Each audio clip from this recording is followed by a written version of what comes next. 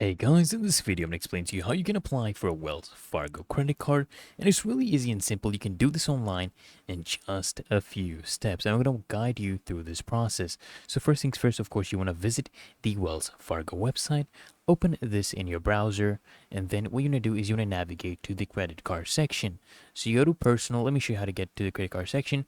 Scroll all the way down and you'll see here banking next steps. Click on credit cards and you'll be redirected to this page. And now here guys, you'll see a bunch of credit cards. They have 11 right now.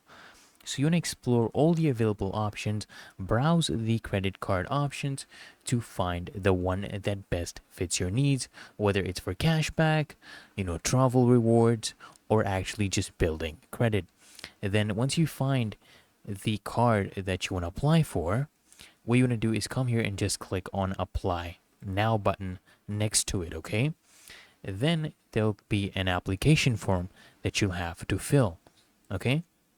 So this is what the application form looks like. You have to put in your information. If you already have an account, you can just sign in to pre-fill your application, but otherwise you have to enter your first name, last name, social security number or ITIN number. This is basically a tax number for United States, your date of birth, your address, your zip code, your mobile number, your email address. And what's going to happen, guys, they will verify both your mobile number and your email address to verify that you actually own that number.